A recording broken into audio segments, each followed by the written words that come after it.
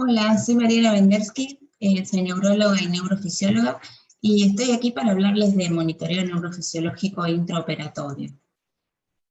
Ustedes quizás hayan oído hablar de esto, hay muchos técnicos que hacen monitoreo, y bueno, les voy a explicar bien de qué se trata. Estos son mis lugares de trabajo. eh, Principalmente yo ahora hago los monitoreos en el Hospital Italiano de Buenos Aires, que desde hace muchos años. Bien, ¿qué cirugías necesitan este tipo de monitoreo? Bueno, cualquier cirugía en la que alguna estructura nerviosa corre riesgo potencial durante el procedimiento o que sea necesario identificarla. A veces no es que vaya a estar en riesgo, pero necesito saber cuál es el nervio o cuál es el área del cerebro en la que tienen que intervenir. Entonces, cualquier cosa se puede monitorear, lo que sí hay que saber cómo hacerlo. ¿Sí? Hay que saber un poco de anatomía y un poco de neurofisiología, por supuesto, y de la técnica quirúrgica que van a emplear. Acá me ven a mí, por ejemplo, monitoreando con un equipo específico de monitoreo. Fíjense que llevo un chaleco plomado también y que estoy ubicada detrás de la mesa de anestesia. Ahora vamos a ver eso.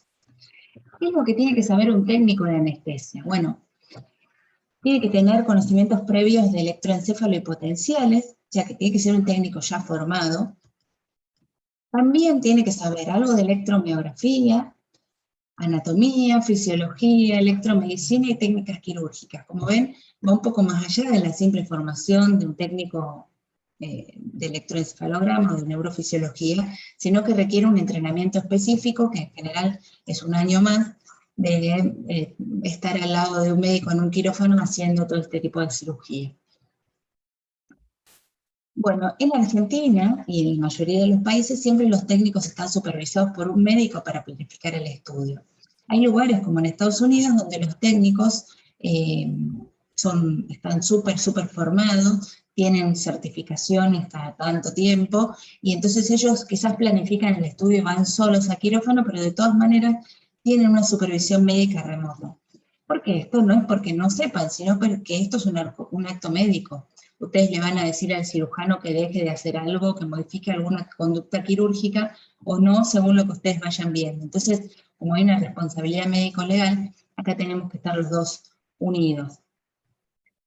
Sin embargo, el técnico es súper importante en el equipo y tiene que interactuar permanentemente con todo el mundo, ¿sí? Con todos los integrantes, no solo con el neurofisiólogo que va con él o que lo supervisa en forma remota, también con el anestesiólogo, con la circunante, con la instrumentadora, con el radiólogo, con todo.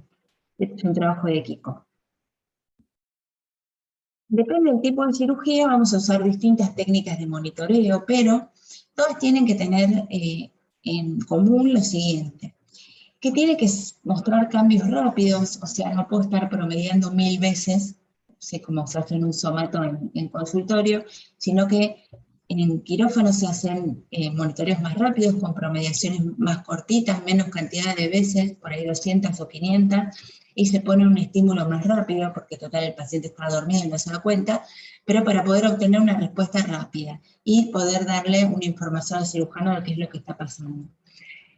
También tenemos que ser exactos en la localización, ¿sí? Ahora vamos a ver qué es lo que hace cada técnica y cómo podemos saber qué es lo que estamos midiendo y decirle dónde está el problema. Tiene que tener pocos falsos positivos o negativos, o sea, falso positivo sería que, por ejemplo, a mí me caiga un potencial y no está pasando nada. ¿Sí? Hay que ver cuáles pueden ser las causas de eso. Puede ser, por ejemplo, que el paciente esté excesivamente anestesiado, relajado. Bueno, eso tenemos que saber. También puede haber falsos negativos, que eso quizás es lo más temido, que es que yo no vea nada, que me parezca que está todo bien y sin embargo se está produciendo un daño neurológico. También vamos a ver cuáles son las posibilidades de que eso ocurra. Bueno, y otra cosa importante es no molestar, ¿sí? Ustedes no son las estrellas, ni ustedes, ni nosotros, ni nadie, el cirujano tampoco. La estrella quizás es el paciente, entonces tenemos que tratar de no interferir unos con otros. ¿Cómo son los equipos de monitoreo intraoperatorio? Bueno, son equipos particulares, algunos son específicamente para esto y se pueden usar también en consultorio, pero bueno, fíjense las diferencias. Por ejemplo, este es un equipo sencillo nacional que se llama Aconic, ¿sí? Seguramente lo conocen de electroencéfalo o de electromiograma. Todos tienen una consola, que es como la interfaz entre el preamplificador y la computadora. Tiene un preamplificador, pero fíjense lo que se interpreta. Trae muchos canales, parecido al de electroencéfalo, que también trae muchos canales. Solamente que estos canales van a usarse para potenciales evocados o para electromiograma.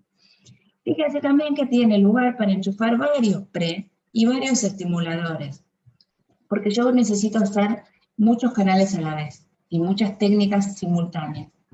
Además de esto, de la consola, la computadora, por supuesto, y el monitor, tiene un estimulador que es el estimulador transcraneal, que eso quizás en el consultorio no lo ven, es un estimulador eléctrico transcraneal específico para hacer potenciales motores. Otros equipos importados más modernos traen todo unificado, digamos, a lo mejor en una sola consola ya está el estimulador eléctrico, está incorporado adentro, ¿sí? La particularidad que tiene este estimulador es que es mucho más potente que el de Somato, ¿sí? Puede dar hasta 1000 voltios y da trenes de estímulos. En vez de dar un estímulo único o de a 2 o de a 4 Hz, da trenes de a 7 estímulos o de a 5.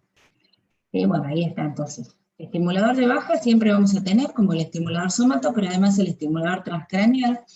La cantidad de canales varía según los equipos, pero como mínimo tienen que tener 4.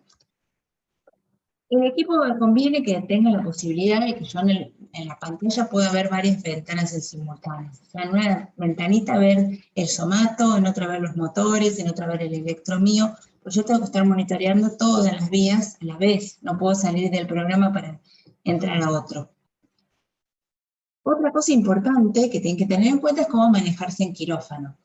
Hay una serie de rituales del quirófano que es muy importante conocer. No es muy difícil, se aprende las primeras 2 o 3 veces, pero es importante para no meter la pata a ustedes, ¿sí? Hay gente en el quirófano, áreas y gente, que están estériles. Por ejemplo, la mesa donde pone el instrumentadora todo el instrumental que van a usar en la cirugía. Bueno, el paciente, una vez que lo cubren, ya no se lo puede tocar, y los cirujanos que están limpios y estériles. Entonces, a toda esa gente no se la puede tocar y hay que tratar de esquivarlas en lo posible. A veces le ponen fundas estériles a los microscopios o a los equipos de rayos X, eso también hay que estar atento por dónde hay que pasar y por dónde no hay que pasar. También tener un lugar donde ubicarse, ¿sí? O sea, en general, los monitoristas siempre van cerca del anestesiólogo, como les mostraba en la primera foto, atrás de la mesa de anestesia. Otra cosa importante es que si no voy a poner cables en el paciente y me voy a poner en un rincón, los cables son largos, de monitoreo en general miden entre 1,5 metros y 3 metros, entonces para que no queden los cables colgando y pasando por el medio de todo, yo tengo que fijarlos al piso o fijarlos a la camilla para que no interfiera con el paso de las personas y el equipo. Y si van a hacer rayos, bueno, como les mostraba en la foto mía, tienen que usar un chaleco plomado. Todo esto en general lo suele hacer el técnico también, o sea, el médico y el técnico. Otras cosas que tiene que hacer antes de la cirugía es ayudar o colocar los electrodos del paciente, que ahora vamos a ver dónde los vamos a poner según la cirugía. Ahora les voy a mostrar que los electrodos de monitoreo son distintos, no se usan los electrodos de copita, salvo en los bebés. En general, en los bebés en la cabeza, porque tienen la fontanela abierta, en general usamos siempre agujita. Porque la agujita no se va a salir, ¿sí? Está clavada en el músculo o en el scalp y de ahí no se va a salir. Porque yo, como les decía, una vez que tapan al paciente no me puedo meter abajo a cambiar ni a recolocar nada. Como voy a pinchar a los pacientes, tengo que tener en cuenta eso. Entonces, esterilizar la piel, usar guantes, usar cinta hipoalergénica y ver que los cables no queden en el medio del campo quirúrgico ni en los rayos, que no moleste. Bueno, tengo que saber armar el equipo, todo eso que les mostré, todas esas partes, en general uno las trae de otro lado, no suelen estar, salvo algunos quirófanos especiales que ya tienen el equipo que vive ahí. En general todos los traemos de otro lado y los armamos en quirófano y los desarmamos después. ¿Sí? Ver las conexiones a tierra. Ustedes saben que el quirófano y las terapias, todos esos lugares con muchos aparatos, son ambientes bastante hostiles. En general los quirófanos modernos todos tienen buenas conexiones a tierra, pero les puede pasar de ir a alguna clínica que no está muy bien, y bueno, cuesta un poco, está bueno llevarse una tierra o dos para conectarse, ¿sí? Y también de tener buenas conexiones directas a la red eléctrica, o sea, en una zapatilla, no en la zapatilla donde además enchufan otras cosas, porque es muy probable que les entre algún artificio por ahí. Si consiguen enchufe directo a la pared, mejor. Bueno, y acá tienen los electrodos que les contaba, ven que son electrodos con la aguja incorporada. Algunos tienen electrodos que la aguja se puede poner y sacar, se reesteriliza la agujita y el cable solamente se limpia, pero ven que tienen la fichita hembra, como siempre, y una agujita muy chiquita, monopolar. Y para la cabeza, a veces, cuando podemos y conseguimos, los mejores son estos, que ven que tienen forma de sacacorchos, porque uno los pone tal cual como un tirabuzón en la cabeza, y de ahí no se salen nunca más. Son los más seguros, no se van a salir aunque muevan la cabeza o alguien pase cerca, y además, cuando se usan para estímulo, generan un estímulo en un campo redondito todo alrededor del electrodo, que es un poco mejor. Que tiene que hacer el técnico durante la cirugía. Tiene que saber reconocer artificios. Esto es igual que reconocer artificios en consultorio. O sea, el artificio de cable suelto que lo van a reconocer, pero también van a tener un nuevo tipo de artificio que son las máquinas. Cuando están usando el electrobisturí, por ejemplo, parece un artificio enorme, pero eso se van a dar cuenta ustedes de que no es. ¿Sí? Bueno, cable suelto. Tienen que chequear la impedancia de los cables también, porque muchas veces puede ser que se haya salido alguno. Cuando mueven al paciente, por ejemplo, se les ocurre cambiarlo de posición cuando ustedes ya le habían puesto todo. Y bueno, y hay que ver que todos esos canales que pusieron estén bien. Supónganse que hicieron todo esto y están monitoreando lo más tranquilos y ven que los potenciales se modifican. Ahora les voy a mostrar cuáles son los criterios. Lo primero que hay que hacer es ver que no sea algo nuestro, ¿sí? Que no se haya salido un cable, que no se haya apagado la máquina, que no esté estimulando lo que sea. Cuando yo tengo todo eso chequeado, que es un segundo, le voy a preguntar al anestesista si está todo bien, porque hay algunas drogas anestésicas, los anestesiólogos lo saben bien, que modifican los potenciales. En general, si ustedes van a ir con un médico, el médico les va a decir, va a hablar con el anestesiólogo y le va a decir, no pongas esto, no pongas aquello. ¿Sí? Ustedes tienen que pedir siempre, si van solos, que sea anestesia endovenosa y que traten de no usar relajantes, solo para poner el tubo y nada más. Ahí se garantizan unos buenos potenciales. Cuando ya descartaron todo eso, ya vieron que ustedes no fueron, la anestesista no fueron, recién ahí le dicen al cirujano, che, algo está pasando acá, perdí los potenciales, ¿sí? No está bueno tampoco estar todo el tiempo diciéndole al cirujano, tipo un relator de fútbol, ay, se me salió un cable, ay, esto, ay, lo otro, porque cirujano, cirujana tiene que estar concentrado en lo suyo, ¿sí? Le vamos a avisar cuando estamos seguros. Bueno, terminó todo con éxito, ¿o no? ¿Sí? Después de la cirugía, también hay que guardar todo, hay que descartar las agujas, reesterilizar lo que sea necesario y dejar todo en condiciones para la siguiente cirugía. Bien, ahí sería la labor del técnico. Ahora vamos a entender un poco qué es lo que se hace durante cada cirugía. Bueno, acá les muestro, por ejemplo, cómo se puede chequear la impedancia, ¿no? Uno tiene un botoncito que aprieta y te mide la impedancia de cada uno de los canales de los electrodos que vos pusiste. ¿Sí? Entonces ahí ven, por ejemplo, que este no tiene muy buena impedancia, no está muy feliz, este está un poco mejor, ¿sí? Y ven algunos artificios, como por ejemplo estos artificios que son ocasionados por el electrobisturí, o estos otros artificios que son de estímulo, ven que tienen un ritmo, son los artificios del estimulador que está trabajando. Bueno, eso lo pueden reconocer fácilmente. Bueno, entonces, ¿en qué se usa? Bueno, lo más popular son las cirugías de columna, ¿sí? Se usa muchísimo, empezó a usarse primero en adolescentes con escoliosis y ahora se usa para todo, lo que sea columna. La verdad es que después de muchas idas y vueltas, nadie lo duda, ¿sí? Es evidencia clase A, o sea, es lo mejor de lo mejor, nadie duda que hay que usar un monitoreo intraoperatorio en cirugías de columna, siempre que use uno todas estas técnicas, ¿sí? Por ejemplo, cosas que pueden ocurrir, ¿sí? Cirugías de escoliosis, que es lo más popular. La cirugía esta consiste en poner un tornillo en cada uno de estos redondelitos que ven acá, que es una parte de la vértebra que se llama pedículo, ¿ven? Se pone un tornillo en cada uno, se pasa una barra por esos tornillos y se endereza la columna. Bueno, estas correcciones así, tan brutales, que está buenísimo, queda perfecto, sin monitoreo neurológico, antes era imposible de hacer. ¿Por qué? Porque miren lo que ve el cirujano. ¿sí? No es que se ve como en la placa. Si bien tienen radioscopía durante la cirugía, no se ve mucho, lo van palpando, entonces necesitan que nosotros le digamos que cuando está poniendo ese tornillo no está tocando una raíz, y que cuando está enderezando todo eso, la médula no está sufriendo. Y bueno, en cosas como esta, ni les cuento, ¿sí? Acá, por ejemplo, ven una luxofractura, la médula está mal, pero uno tendría que tratar de que no esté peor. Este chico, por ejemplo, miren lo que le pasó, se luxó directamente la vértebra, la primera vértebra cervical del occipital. Esta lesión sería incompatible con la vida, pero llegó a tiempo y bien estabilizado, y con monitoreo se pudo preservar toda la función nerviosa mientras se lo fija y vive y está bien y mueve los 4 miembros. Sí, otra cosa son tumores medulares, por ejemplo, antes no se operaban, o bueno, se operaban con muchísimas secuelas, y hoy se pueden operar porque uno les va diciendo dónde hay cosas importantes y dónde no, como para que puedan sacar el tumor.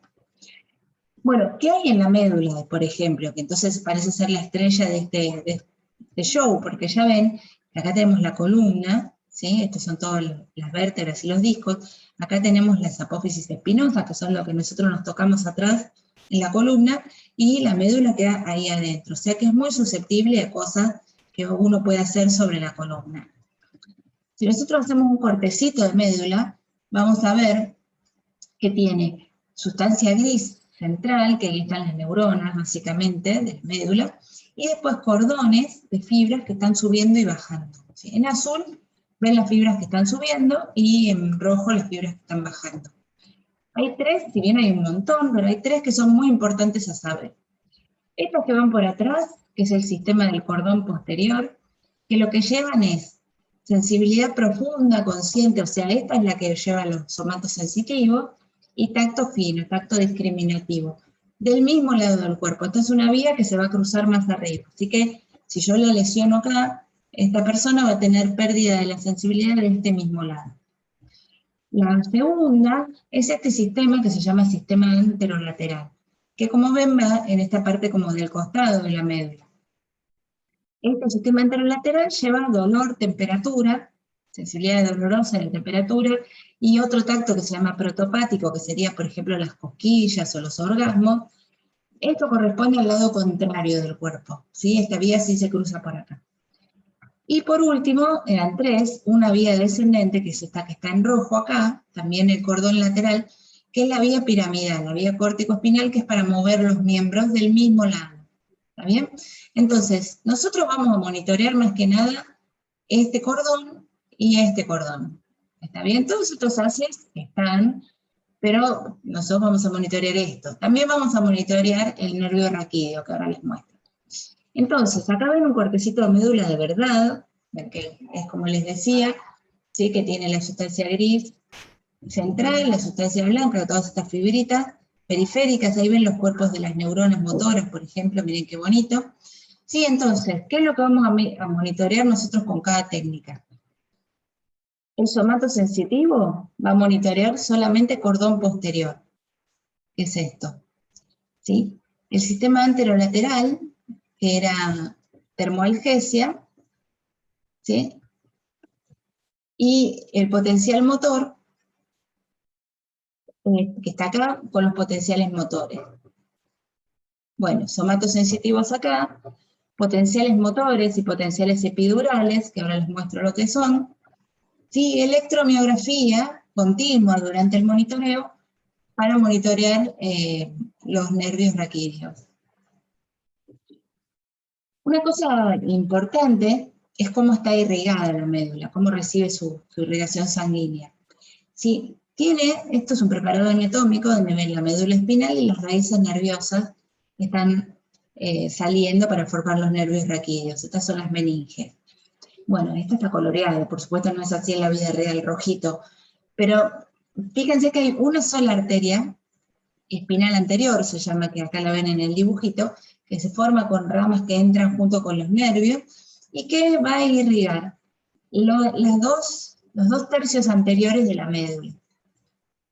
Es muy importante saberlo porque si esta arteria se tapa, yo voy a perder las funciones que tengo en los 2 tercios anteriores, que eran temperatura, dolor y movilidad. pero no voy a perder lo que tengo en el cordón posterior, porque eso lo irrigan dos arterias que hay, que se llaman espinales posteriores, que están en la parte de atrás, ¿sí? Que están acá, esta y esta, ¿sí? Entonces, cuando hablábamos de los falsos negativos, por ejemplo, si yo monitoreara solo con PES, como se monitoreaba en los 90, cuando yo empecé, ¿sí? Yo puedo tener unos PES perfectos y estar teniendo un infarto espinal y no darme cuenta, porque los PES no lo detectan. Por eso es que se empezaron a inventar otras técnicas. Pero bueno, acá vemos otra escoliosis, ¿sí? ¿Qué otra cosa puede pasar? Aparte del tema del infarto espinal, que el infarto puede darse porque simplemente tironean de la médula, tironean de la arteria y entonces se tapa, cuando la tratan de corregir. La otra cosa que puede pasar son estos tornillos, ¿sí? Estos tornillos bien puestos tienen que estar puestos así, en los pedículos de las vértebras, llegar al cuerpo, pero como les decía, como no se ve bien, solamente se palpa, a veces puede fallar. ¿Sí? Entonces puede pasar que algún tornillo me quede adentro del canal y que lesione la médula. En el mejor de los casos, que lesione la raíz nerviosa nada más, pero puede pasar que se meta ahí adentro y se lleve puesta la médula entera, ¿sí? Que es un problema, ¿ven? Ahí tienen. Para eso estamos nosotros, para avisar ese tipo de cosas. Entonces, ¿qué cosas horribles pueden pasar durante una cirugía de columna? Puede pasar, por ejemplo, con un tornillo de estos, que media médula se pierda. Lesión o media médula. Puede pasar que la arteria se tape y entonces tengo un infarto espinal anterior, o puede pasar que directamente me la lleve toda puesta, ¿sí? Que sería lo más terrible, que de ahí para abajo pierde toda la función. ¿Recuerdan ustedes cómo son estas cosas neurológicas? Que desde el nivel de la lesión hacia abajo pierde todo tipo de función. Bien, les recuerdo un poco cómo se forman los nervios raquídeos. Esta es la parte anterior o ventral, y esta es la parte posterior dorsal, como lo veníamos viendo. Los nervios raquídeos tienen una raíz dorsal o posterior que lleva fibra sensitiva, información sensitiva, y una raíz ventral que lleva información motora. La raíz dorsal tiene un ganglio pegoteadito ahí que se llama ganglio anexo a la raíz dorsal.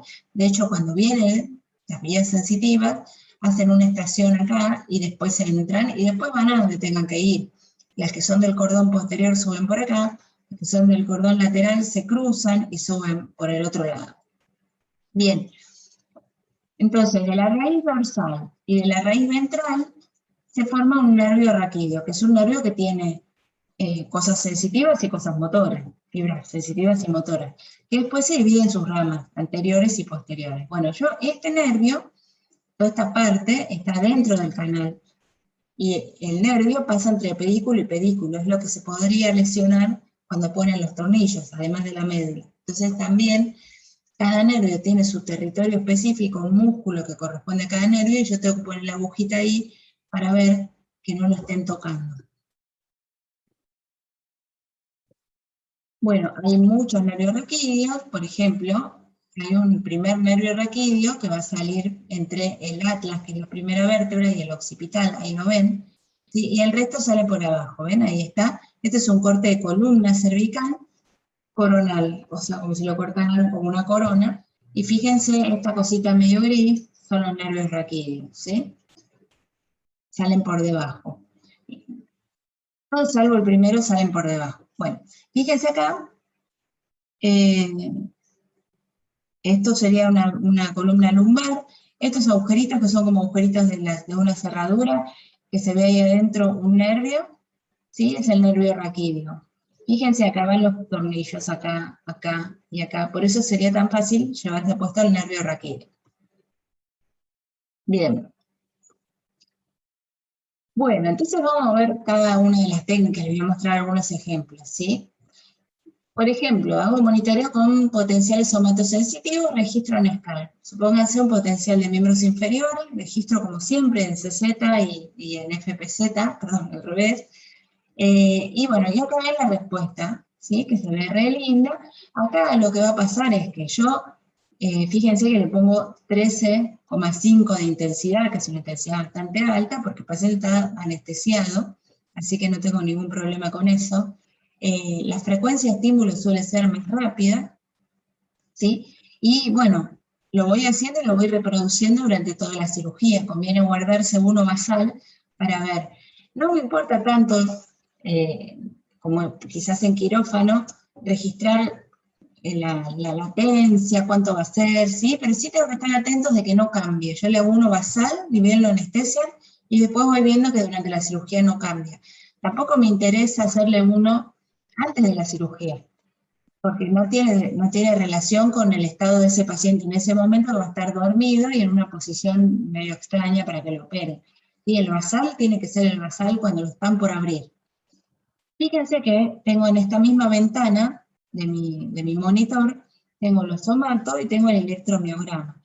Como ven, acá tengo un artificio, que es el artificio del estimulador del somato, que aparece en forma continua. Como estos están puestos en las piernas, yo todo el tiempo estoy registrando este artificio que está ocurriendo por el estimulador somato. ¿Cuándo voy a decir yo que algo está pasando en esta vía del somato sensitivo, que recuerdan que medía el cordón posterior? Lo que sí voy a ver es que la amplitud no caiga más del 35%. ¿Sí? Ahí tendré que empezar a preocuparme. Puede tener muchos falsos positivos el somato, sí, hasta el 28%, que es un montón, sobre todo en pacientes que tienen daño neurológico previo. ¿Por qué? Porque el somato, al ser un potencial cortical, como derivado del electroencefalograma, va a tener las mismas fluctuaciones que el electroencefalo. Entonces, si el paciente está muy profundamente anestesiado, o si está recibiendo gases anestésicos, o si está muy hipotenso, por ejemplo, o con hipotermia, todas esas cosas van a hacer que los somatos se me vayan, ¿sí? Ahí tienen otro ejemplo, entonces donde están más chiquititos, pero están, donde ven el monitoreo de somato. A veces uno puede poner no solamente CZ, FZ, sino C3, C4 y también verlo así, es lo mismo, eso que a criterio de cada uno. Entonces, susceptibles a hipotensión, anestesia profunda, hipotermia. Como falsos negativos, entonces, es que solo monitorea el cordón posterior. Recuerden entonces que en los infartos espinales no voy a ver nada yo. Entonces, para subsanar esto, inventar los potenciales motores. Bueno, miren esta cabeza como está llena de electrodos de estos que se llaman corkscrew o cola de chancho, ¿sí? O tirabuzón. Esto lo que vamos a hacer es monitorear el cordón lateral, que es por donde pasa la vía motora. Lo que vamos a hacer es poner los electrodos donde está la corteza motora y registrarlo en el músculo. ¿Dónde está la corteza motora? Bueno, de CZ a los dos costaditos, C3, C4 se llama ese, ¿sí? Y lo registro con electrodos de aguja en distintos músculos, siempre obviamente conviene que sea por debajo de donde están operando. Si el paciente tiene relajantes musculares no los voy a obtener porque es una respuesta motora. Sí, está bueno esto porque si está, por ejemplo, hipotenso o con hipotermia, como veíamos con los potenciales somatos, estos no se modifican, ¿sí? O son poco sensibles. Si bien es verdad que algunos anestésicos inhalatorios y algunos endovenosos pueden afectarlo, sobre todo si la cirugía es muy larga y dura mucho tiempo. Eso no hay que asustarse y ir viendo qué se puede hacer. ¿Sí? Acá lo ven, este tiene puesto, ven, para los somatos, por ejemplo ahí, para los motores, ¿sí? Tiene alguno extra, vaya a no saber para qué, no me acuerdo. Bueno, lo que evalúa esto entonces es la vía córtico-espinal. Yo les había mostrado que la vía córtico-espinal o piramidal o motora estaba en el cordón lateral, pero tiene una pequeña partecita también en el cordón anterior. Entonces me sirve para todo esto. Fíjense lo que yo obtengo, ¿sí? Estas respuestas, potencial grande, parecido, ¿vieron? Se parece un poco al potencial de acción de músculo, porque de hecho eso es potencial de acción de músculo. O cuando uno hace una velocidad de conducción, aparece una respuesta grande, que en general es polifásica, no importa la latencia de vuelta, pero sí, por ejemplo, para chequear dónde están sus electrodos, los músculos que están más proximales, como por ejemplo acá tiene puesto en el cuádriceps, van a aparecer antes que los que están más distales, ¿no? Este está en el pie. Bien, entonces lo puedo hacer de un lado o del otro, puedo ir cambiando la polaridad del estimulador como para que me estimule más para un lado o para el otro, Esto sobre todo para miembros inferiores, porque el área de la pierna está un poco escondida en la corteza, y entonces es bueno ir cambiando la polaridad.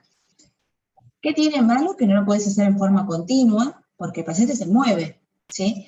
Y a lo mejor al cirujano no le gusta que se mueva tanto, entonces hay que estar consensuando. El somato sí, y este no. Hay que chequear que no esté relajado, uno le puede preguntar al anestesista, podés quedar con él, pero también podés hacer esto que se llama tren de 4. ¿Qué quiere decir? Le voy a dar 4 estímulos en algún nervio cualquiera y voy a registrar en el músculo que corresponde a ese nervio. Si me aparecen las 4 respuestas, quiere decir que tiene 0 relajante. Si me aparecen solo 2, quiere decir que está relajado en la mitad, ¿sí? ¿Se entiende? Si le aparece una, tiene 25% de, o sea, no, 75% de relajante. Todo lo demás está no relajado, entonces no es tan confiable. Otra cosa importante es que hay que ponerle un mordillo, ¿sí? Los pacientes vieron que van con un tubo, y además le ponemos un mordillo hecho con gasa o con algodón, con lo que sea. ¿Por qué? Porque lo hago sacudir todo, y puede morderse la lengua. Bueno, también puedo monitorear así, electroencefalograma, ¿sí? Muchos equipos modernos traen también la posibilidad de hacer monitoreo de electroencefalograma con los mismos electrodos, fíjense, FZ, ¿sí? C3, C4, los mismos electrodos que yo estaba usando para el somato, los puedo usar para hacer un monitoreo de electroencefalo. ¿Esto de qué me sirve? Bueno, en general muchos anestesiólogos tienen ya un monitoreo de electroencéfalo asociado a la mesa de anestesia, y uno podría ir y mirar ahí, ¿sí? Pero sirve para ver el plano de anestesia. Entonces lo puedo ver viendo el trazado, que conviene que tenga bien mucho ritmo alfa en áreas anteriores, eso quiere decir que está con el propofol, con lo que a nosotros nos gusta. O puedo ver el espectro de frecuencias, ¿sí? Que cada anestésico tiene un espectro de frecuencias, bueno, eso quizás es para otra clase, y el numerito que sale acá. Uno tiene un número que sabe que está bien en plano. Esto quizás porque hayan oído esas historias medio temibles de pacientes que estando con relajantes musculares se despiertan en el medio de la cirugía. Bueno, el electro te permite ver eso, ¿sí? El paciente no se va a poder mover porque está relajado, pero está despierto. Uno puede ver la reacción de despertar y un montón de cosas con el electro, o por ejemplo, no sé, si está teniendo una ACV, también lo voy a ver porque me va a empezar a aparecer ondas lentas en todo un hemisferio, y así. Si lo tienen, está bueno hacérselo. Bueno, respecto a los potenciales motores, hay muchas maneras de hacerlo. Me dirán, bueno, ¿cómo sé cuándo avisar al cirujano? Hay, como ven, miren, muchos métodos. ¿Sí? El método que todo el mundo usa es el de todo o nada, o sea, ¿está o no está? ¿Sí? O baja la mitad. Hay gente que dice, bueno, cuando baja la mitad yo aviso. ¿Sí? En realidad el más sensible por ahí suele ser este, que es más sensible y más cómodo también. En vez de darle mucha intensidad al potencial de entrada, darle la mínima con la que me aparezca una respuesta y mantenernos así. Si en algún momento yo le tengo que poner más de 100 voltios para que me aparezca la misma respuesta, eso es como un daño, digamos, un daño precoz de la vía, ¿no? Antes de que caigan los potenciales, yo ya tengo que subirle la intensidad para que me aparezca lo mismo, y eso es como más sensible todavía que la otra manera. Pero si no, pueden usar cualquiera, ¿sí? Que, por ejemplo, esto, que baje la amplitud a la mitad, o que directamente está o no está, son dos métodos buenos. Les muestro un ejemplo. Por ejemplo, esta es una chica con una escoliosis, eso quiere decir que además de estar doblada así, tiene joroba, digamos, ¿no? Esas son las más peligrosas en general porque tienen que empujar hacia adelante y son las que más comprimen la arteria y demás. Bueno, fíjense, acá tienen dónde están puestos los electrodos, suponete abdominales, tibiales, pies, abdominal, tibial, pie. De izquierdo, derecho, ¿no? Usamos la misma lógica que en el electroencéfalo, izquierdo impar, y va primero, y derecho par va después. Bueno, entonces fíjense que acá esto arranca con estos potenciales basales, no son hermosos, pero tienen los 3 canales todo bien. Ponen la primera barra, fíjense la ganancia, ponen la primera barra que es del lado derecho, bueno, del lado derecho está todo bien, todo bien, bien, hermoso. Ponen la segunda barra, que es la que realmente corrige la cifosis, que es esa curva hacia adelante, y fíjense lo que pasó, acá nada de umbrales, es todo nada, ¿no? Desaparecieron. Incluso, acá yo le subí la ganancia para ver si obtenía alguna respuesta, nada. Sí tengo en los abdominales, ¿sí? Pero no tengo nada en la pierna, o sea que algo pasó ahí cuando pusieron esa segunda barra. De un lado, o sea, eso puede ser esa, ¿se acuerdan las medulitas? Esa médula dañada que estaba a la mitad dañada. Sí, acá sacan la barra y empieza a mejorar paulatinamente, pero miren la sensibilidad, ¿no? Tremendo, por eso sale con tanto artificio. Bueno, mejora. Otra técnica que hay, que no se usa rutina, pero está muy buena, son los potenciales motores epidurales. Para eso hay que tener este catétercito, que es un catéter estéril, que el cirujano lo tiene que poner ahí, al lado de la médula, o sea, epidural, son potenciales que son mucho más estables. ¿Por qué? Porque al estar en la médula se ahorran una sinapsis de la vía, ¿sí? Directamente lo registran en el lugar. Entonces, uno puede poner el catéter así y usarlo de muchas maneras. Puede usarlo como registro de un somato, por ejemplo, y registrar somato a nivel medular. Puede usarlo, que es la forma más popular, como registro motor, ¿sí? Estimular desde arriba y registrar en la médula. Ahí le tenés que pedir que ponga el catéter por debajo, en el último nivel, por debajo de donde estuvieron trabajando. O puedes usarlo como estimulador, estimular ahí en la médula y registrar en los músculos, ¿sí? Son distintas opciones. A mí la que más me gusta es usarlo como registro potencial motor, lo pongo como un canal más, y fíjense que sale una respuesta muy estable, muy linda, que no es susceptible a anestésicos ni nada, por lo que les decía de la sinapsis de menos. Tiene muchas fases, porque ¿se acuerdan todas esas vías que veíamos en el cortecito de sistematización de médula? Bueno, cada una de estos piquitos corresponde a cada una de estas vías. Y lo que tiene de bueno es que si esta está, aunque yo haya perdido los motores, como pasó en el caso de esta chiquita, no tenía esto puesto, pero si esta persiste, quiere decir que quizás tengo una parálisis, pero transitoria. ¿Bien? De ahí hasta la médula funciona todo, entonces tarde o temprano se va a recuperar. Ahora, si pierdo los dos, pierdo este, pierdo los motores, estoy en serio problema, ¿sí? Acá está. Onda D se llama esa que les mostraba. Entonces, si la D, y la caída de la D es de menos del 50% y los potenciales estables, está todo bien. Ahora, si la onda D baja y los potenciales bajan, pero baja esto, baja poquito, los potenciales bajan, un déficit transitorio. Si la D cae mucho, más del 50%, y los potenciales motores también, eso va a llevar a un déficit permanente. Esto entonces va, esta, y todas estas que andaban por el costadito. También decíamos que podíamos hacer electromiograma, y también podemos medir directamente raíces nerviosas y plexos, ¿sí? Directamente puedo ver, o sea, el cirujano ve un nervio o no, y duda si es un nervio o qué es, y me dice, bueno, te lo estimulo, vos decime qué es, ¿sí? Te estimulan y vos le decís, eso no es, ¿sí? La otra cosa, eso sería directo. Indirectamente, cuando están tironeando de un nervio, yo voy a ver en mi registro, que lo tengo abierto continuamente para hacer electromiograma, veo descargas, ¿sí? Que llaman descargas repetitivas complejas. Voy a ver alguna descarguita de una manipulación, durante la manipulación, que te duren, digamos que un cuadrito, dos cuadritos, pero si está bien que se le llena la pantalla de esas descargas, eso quiere decir que están tironeando el nervio y que lo pueden llegar a lesionar. Bueno, cuando estimulan, también pueden estimular a través de los tornillos, o sea, podemos poner los tornillos, estimular el tornillo, normalmente no tendría que aparecer nada, porque si no está tocando la raíz no tiene que aparecer, pero si está tocando el nervio, a mí me va a aparecer una respuesta como esta, ¿ven? Es como una velocidad de conducción que yo estoy haciendo a través del tornillo. Bueno, aquí tienen entonces, le está mostrando cómo está estimulando el tornillo, ¿sí? Está poniendo los tornillos, tenemos el potencial motor ahí en muchos canales y el electromiograma continuo como para ir viendo.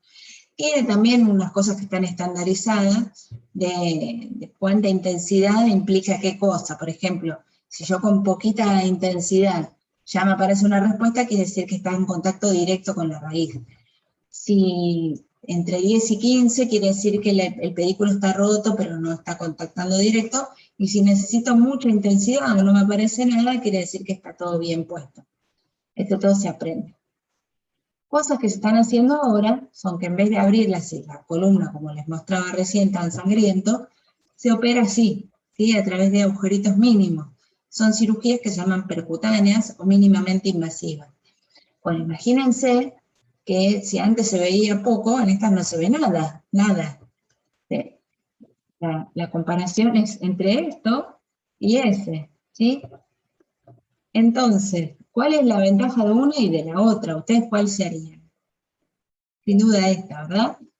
Bueno, por supuesto esta va a sangrar menos, va a doler menos, porque no te tienen que abrir todos esos tejidos.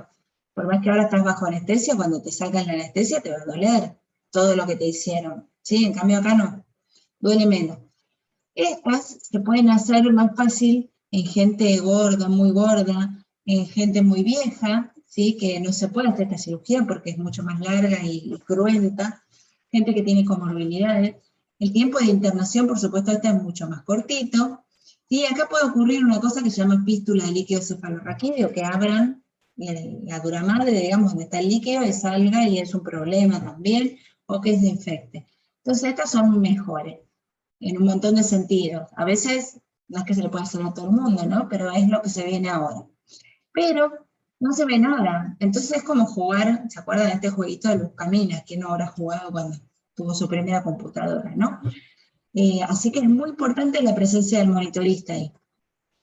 Y entonces, por ejemplo, este es un ejemplo de cirugía percutánea. Fíjense, entran por ese agujerito, meten unas cánulas ahí, o sea, este es el agujerito que le hacen al paciente, que es mínimo, ¿sí? De este tamaño, van metiendo unos dilatadores, ¿sí? Y lo que hacen es atravesar este músculo que se llama psoas, pasar por detrás del riñón, sin ver, o sea, con este agujerito, para llegar a la vértebra, ¿sí? Y ahí sacan el disco y meten un cosito, meten digamos, un instrumental que lo que hace es separar una vértebra de la otra.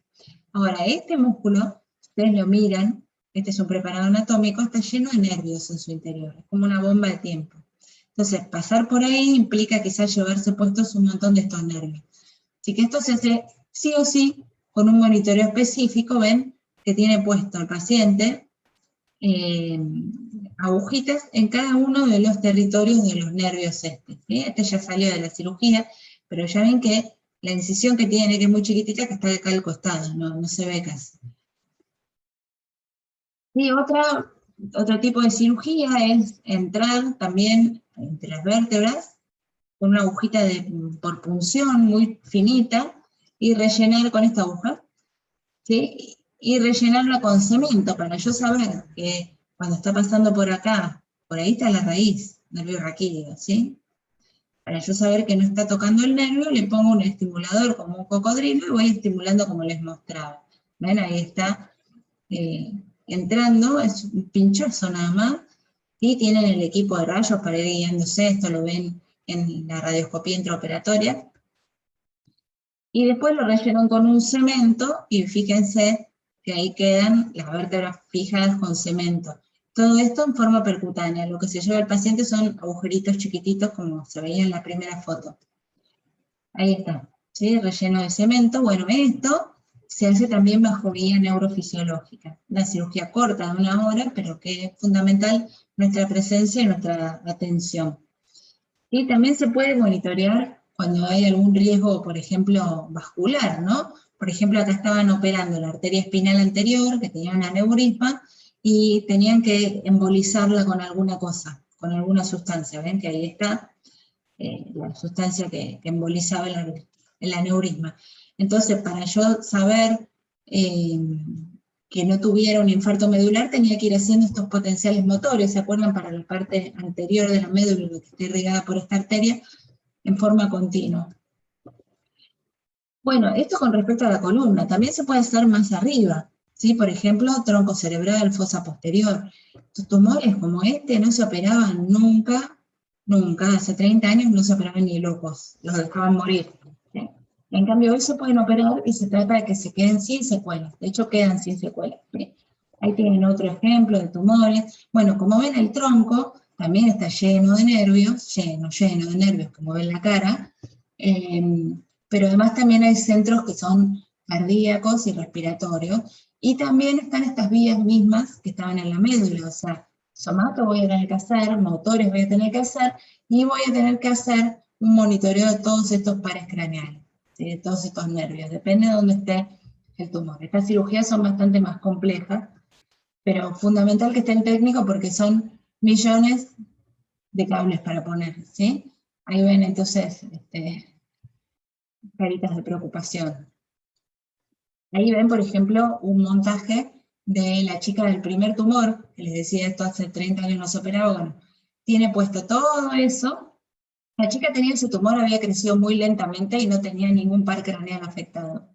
Entonces, se van poniendo en el territorio de todos los nervios que puedan dañarse durante el procedimiento, ¿no? De los que mueven los ojos, fíjense, tienen los músculos del ojo, tienen los músculos de la cara, del cuello, en un montón de lugares, y después tiene también estos que vienen de la cabeza, que están haciendo somato y motores, ¿sí? Tiene un montón.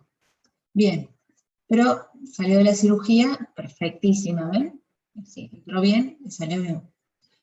Esta ni siquiera se operaba antes o quedaba con muchas secuelas. Y lo que nosotros vemos, ahí salió la foto al revés, pero bueno, lo que nosotros vemos son las respuestas motoras de los distintos pares craneales. Ven que sale un poco distinto, porque obviamente acá el estímulo y la respuesta están muy cerca, pero salen perfectos.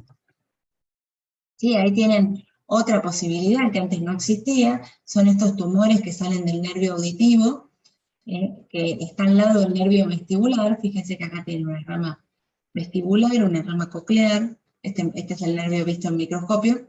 Bueno, estos pacientes tienen tumores de este nervio, y lo que habitualmente se hace es cortar todo el nervio y dejarlo sordo, no importa.